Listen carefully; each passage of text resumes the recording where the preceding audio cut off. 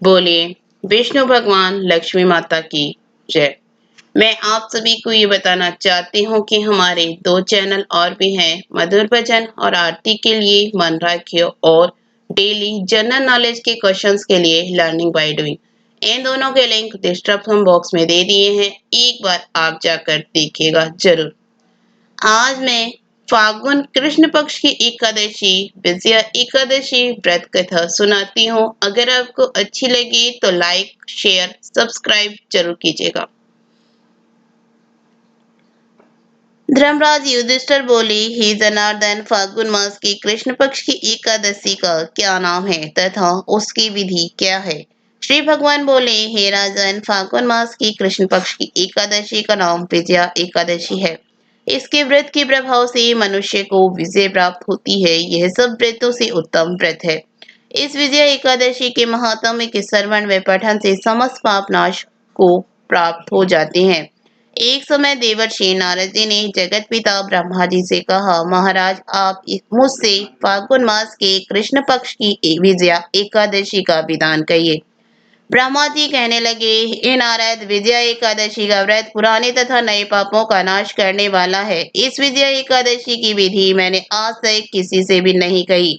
ये समस्त मनुष्य को विजय प्रदान करती है। त्रेता युग में मर्यादा पुरुषोत्तम श्री रामचंद्र जी ने को जब 14 वर्ष का वनवास हो गया, तब वे श्री लक्ष्मण तथा सीता जी सहित पंचवटी में निवास करने लगे।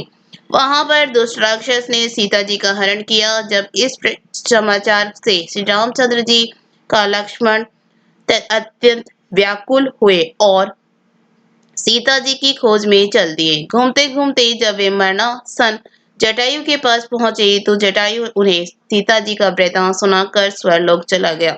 कुछ आगे जाकर उनकी सुग्रीव से मित्रता हुई और बाली का वध किया। हनुमान जी ने लंका में जाकर सीता जी का पता लगाया और उनसे श्री रामचंद्र जी एवं सुग्रीव की मित्रता का वर्णन किया। वहां से लौटकर हनुमान जी श्री रामचंद्र जी के पास आए और सब समाचार कहे। श्री रामचंद्र जी ने वानर सेना से सहित सुग्रीव की सम्मति से लंका को प्रस्थान किया। जब श्री रामचंद्र जी का समुद्र के किनारे पहुंचे तथा उन्होंने मगरमच्छ आदि से युक्त उस अगाध समुद्र को देखकर लक्ष्मण जी से कहा, इस समुद्र को हम इसी प्रकार पार करेंगे। श्री लक्ष्मण जी ने कहा, हे पुराण पुरुषोत्तम, आप आदि पुरुष है, सब कुछ जानते हैं। यहाँ से आधा योजन दूर पर कुमारी द्वीप के में वक्दालभ्य नाम के मुनि रहते हैं। उन्होंने अनेकों ब्रह्मा देखे हैं।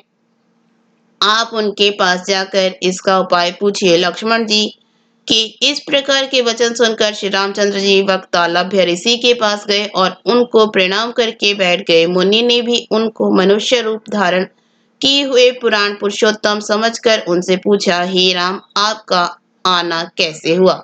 रामचंद्र जी कहने लगे, हे ऋषि, मैं अपनी सेना सहित यहाँ आया हूँ और राक्षसों को जीतने के लिए लंका जा रहा हूँ। आप कृपा करके समुद्र पार करने का कोई उपाय बताइए। मैं इसी कारण आपके पास आया हूँ। वक्तालभ्य ऋषि बोले, हे राम, फाल्गुन मास की कृष्ण पक्ष की एकादशी का व्रत करने से निश्चय ही आपकी विजय होगी। साथ ही आप समुद्र भी अवश्य पार कर लेंगे। इस व्रत की विधि यह है कि दशमी के दिन स्वर्ण, चांदी, तांबा या मिट्टी का एक घड़ा बनाएं। उस घड़े को जल से भरकर तथा पंच पल्लव रख वेदिका पर स्थापित करें। उस घड़े के नीचे सतनजा और ऊपर जौ रखें। उस पर श्री नारायण भगवान की स्वर्ण की मूर्ति स्थापित करें। एकादशी के दिन स्नान आदि से निर्मित होकर धूप दीप नैवेद्य नारियल आदि से भगवान का पूजन करें। तत्पश्चात घड़े के सामने बैठकर दिन व्यतीत करें और रात्रि को भी उसी प्रकार बैठे रहकर जागरण करें। द्वादशी के दिन नियम से निर्वित होकर उस घड़े को ब्राह्मण को दे दे। हे राम, यदि तुम भी इस व्रत को सेनापतियों सहित करोगे तो तुम्हारी विजय अवश्य होगी।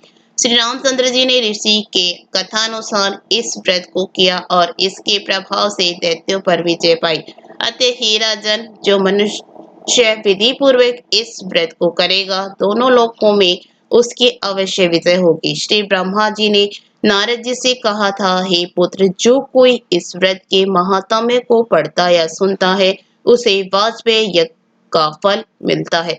इसके साथ ही फाल्गुन कृष्ण पक्ष की एकादशी की कथा समाप्त हुई।